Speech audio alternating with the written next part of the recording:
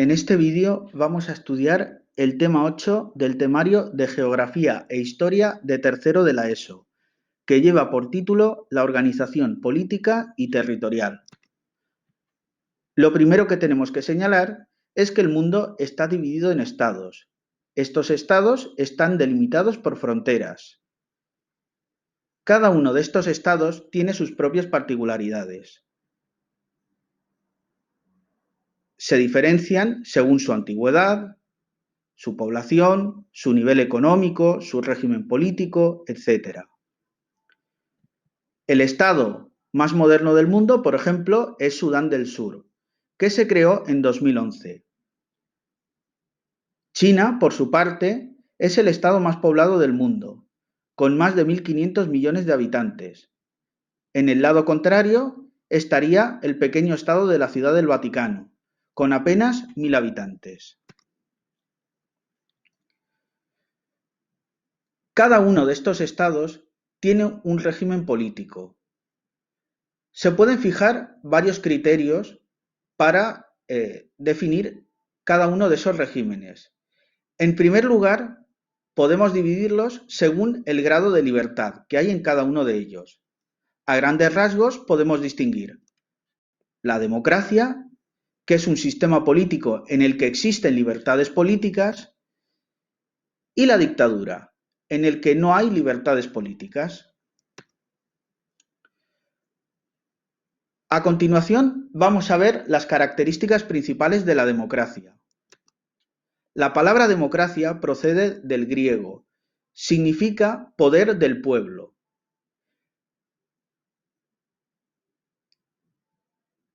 Se considera que el padre de la democracia fue el ateniense Pericles, que en el siglo V a.C. instauró un sistema político en Atenas en el que los ciudadanos eran los que tenían el poder político. Cabe señalar que solo eran ciudadanos los nacidos en Atenas. La mayoría de la población no tenía poder político, pero fue un avance significativo. En la democracia existe un Estado de Derecho.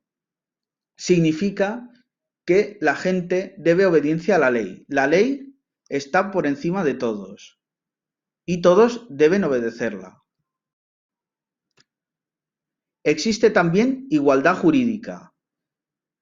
Esto significa que todos los ciudadanos, independientemente de su condición, son iguales ante la ley. Normalmente, en una democracia existe una constitución. La constitución vendría a ser algo así como la ley suprema, un documento legal en el que se especifica, por ejemplo, el régimen político del Estado, si es una república o si es una monarquía. También se fijan los derechos y libertades de los que gozan los ciudadanos y otros aspectos que regulan la vida del país. Asimismo, en esta Constitución encontraremos lo que se denomina división de poderes. Fue el francés Montesquieu quien en el siglo XVIII acuñó esta expresión, división de poderes. Según Montesquieu, el poder debía de estar dividido y no concentrado en una sola persona. Él distinguía entre el poder ejecutivo, que es el poder que tiene el gobierno para hacer efectivas las leyes, para ejecutarlas, de ahí su nombre, el poder legislativo, que es el que hace las leyes. Normalmente suelen ser los parlamentos. Y por último, el poder judicial, que son los tribunales de justicia. Su atribución es la de administrar justicia.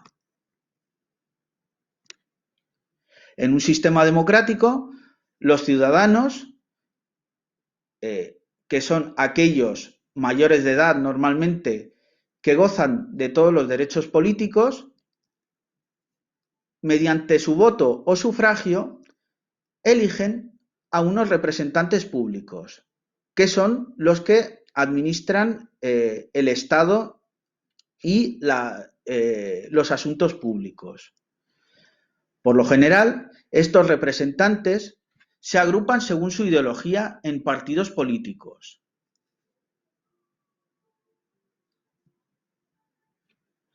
En la dictadura, como ya hemos dicho, hay una ausencia de libertades públicas. Normalmente, el poder lo suele tener un dictador o un pequeño grupo. Por ejemplo, en las dictaduras militares, el poder lo suele tener una junta militar. En las dictaduras no se respetan los derechos humanos, contrariamente a lo que pasa en las democracias. Para mantenerse en el poder, el dictador o este grupo dictatorial suelen recurrir a la represión, es decir, a la persecución de todos aquellos que se oponen a esta dictadura. La ley es arbitraria, contrariamente a lo que sucede en las democracias. En la democracia la ley es igual para todos, en la dictadura no. Por eso decimos que es arbitraria, porque se aplica dependiendo del criterio del dictador de turno. Algunas de las dictaduras más famosas de la historia son el nazismo de Hitler, el fascismo de Mussolini o el comunismo con Stalin como principal exponente.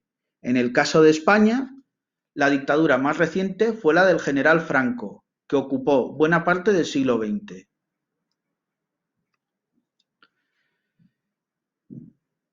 Los regímenes políticos también se pueden dividir según la clase de jefe de Estado que tengan. A grandes rasgos podemos distinguir dos: la monarquía y la república.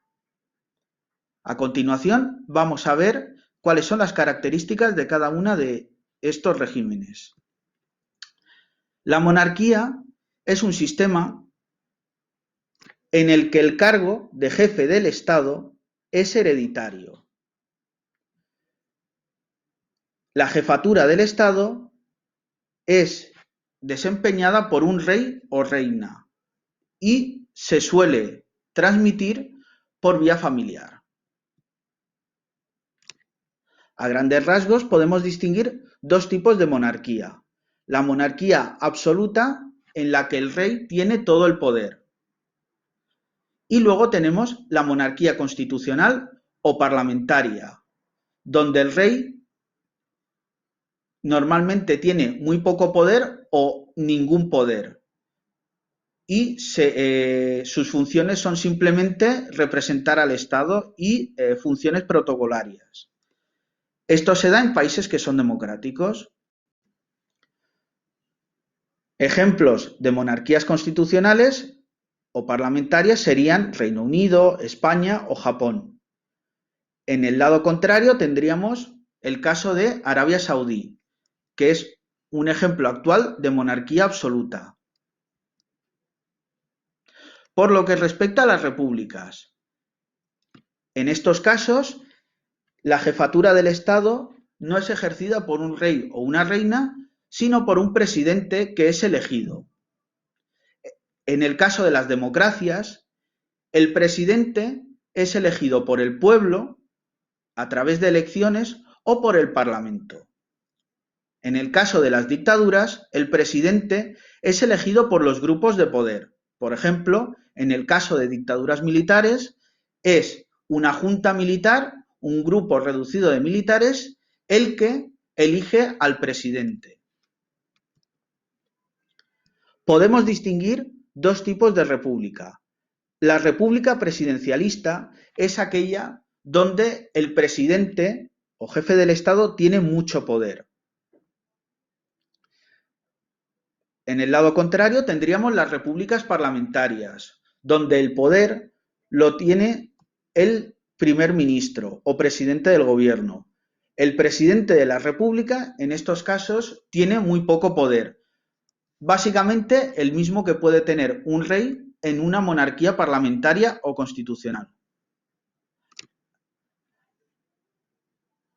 El mejor ejemplo de república presidencialista es sin duda Estados Unidos, donde el presidente tiene mucho poder y el parlamento muy poco. Ejemplos de repúblicas parlamentarias serían Alemania o Portugal, donde el poder ejecutivo lo tiene un primer ministro que es elegido por el Parlamento.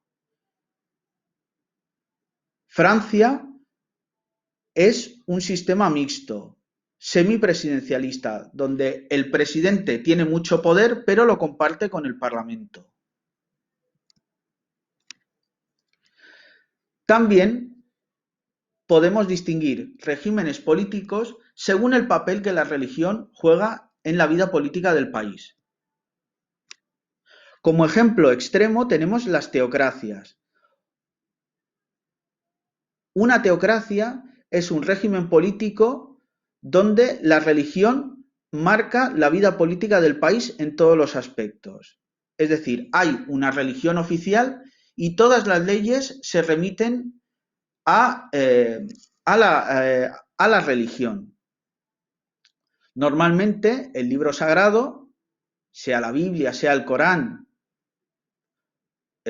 o la Torá, suele ser el documento principal del que emanan todas las leyes.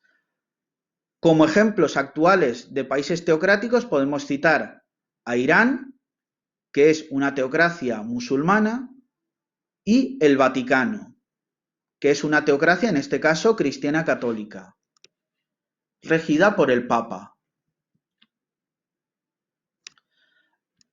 A continuación tenemos los estados confesionales.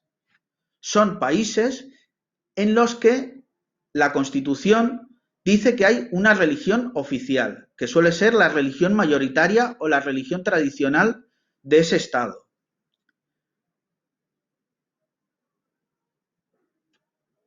Puede haber casos en los que haya una religión oficial y al mismo tiempo exista libertad religiosa. Un ejemplo sería Inglaterra, donde hay una religión oficial que es la religión anglicana, cuyo cabeza es la reina de Inglaterra. Sin embargo, en Inglaterra hay libertad religiosa. Otro ejemplo de estado confesional podría ser Marruecos. En Marruecos hay una religión oficial que es el Islam. Y la libertad religiosa, al contrario de lo que pasa en Inglaterra, está muy limitada. No es completa. Por último, tenemos el Estado laico. En un Estado laico, la religión y el Estado están completamente separados. Existe libertad absoluta de religión, cada cual puede practicar la religión que quiera, y el Estado no financia con dinero público las actividades religiosas. Como ejemplo máximo de Estado laico podemos citar Francia, pero también existen otros, normalmente países democráticos.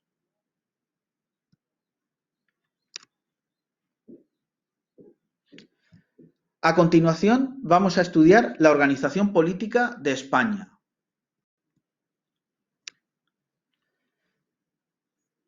España, como bien sabemos, es un Estado democrático. La Constitución actual española se redactó y se aprobó mediante un referéndum en el año 1978. Todas las leyes que debemos obedecer en España deben obedecer la Constitución de 1978. Esta Constitución establece que España es una monarquía constitucional. Es decir, el jefe del Estado es un rey o una reina. Sin embargo, no tiene poder político. El poder lo tiene el pueblo, que elige un parlamento, y este parlamento a su vez designa a un presidente del gobierno, que es el que tiene el poder ejecutivo. La Constitución también marca que España es un Estado social y de derecho. Esencialmente esto significa que es una democracia. Y por último, establece la llamada soberanía popular, es decir, el poder emana del pueblo. Las instituciones del Estado son básicamente, y siguiendo la clásica división de poderes, en primer lugar, el gobierno, que encarna el poder ejecutivo. El gobierno está compuesto por el presidente del gobierno, elegido por el Parlamento, y por sus ministros. El poder legislativo, es decir, el poder de hacer las leyes, lo tienen las Cortes. Las Cortes se componen en España de dos cámaras, el Congreso y el Senado. El Congreso es elegido por los ciudadanos mediante su voto. El Senado, por su parte, representa a los territorios y es elegido de forma mixta por los ciudadanos y por los parlamentos de las comunidades autónomas. Por último, tenemos el Poder Judicial, que reside en los tribunales de justicia. Su misión es la de administrar justicia, como su propio nombre indica. Los principales tribunales de justicia de España son la Audiencia Nacional, el Tribunal Supremo y, por encima de estos dos, el Tribunal Constitucional.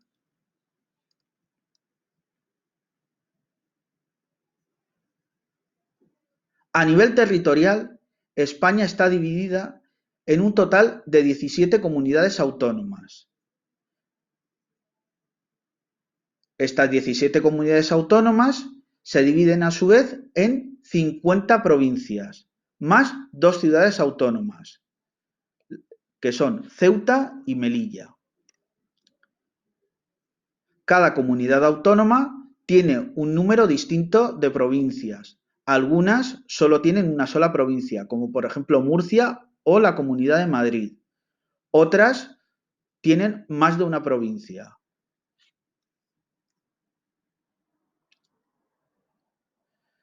Siguiendo el nivel jerárquico, por lo que respecta a la organización territorial de España, podemos distinguir.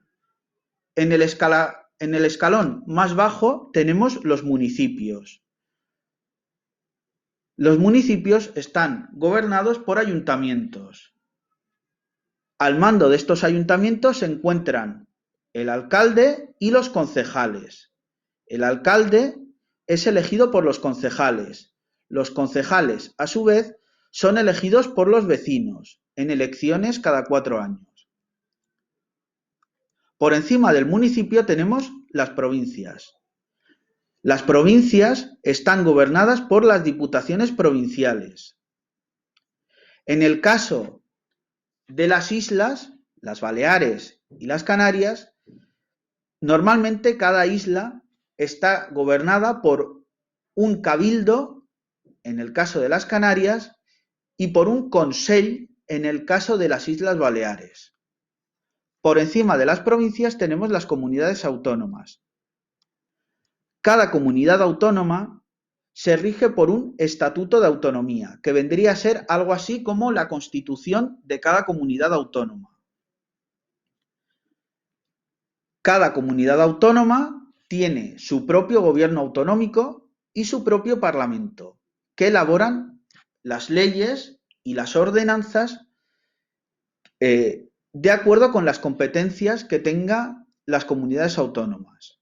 Por encima de estas comunidades autónomas está el poder central, el Estado. A continuación, vamos a ver el caso concreto de la Comunidad Valenciana.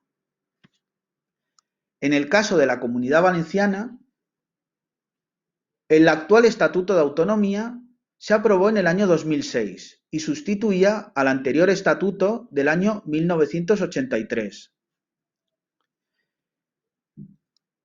El Estatuto de Autonomía de la Comunidad Valenciana fija una serie de instituciones propias, entre las cuales las más importantes son, en primer lugar, el Consell, presidido por el presidente de la Generalitat. El Consell es el que encarna el poder ejecutivo en la Comunidad Valenciana. El poder legislativo está en manos de les Corts, las Cortes, que son el Parlamento Autonómico. Actualmente, les Corts se componen de 99 diputados, elegidos por los ciudadanos y ciudadanas mayores de edad. Por último, el poder judicial está en manos del Tribunal Superior de Justicia de la Comunidad Valenciana. Todas estas instituciones tienen su sede en la capital, que es Valencia.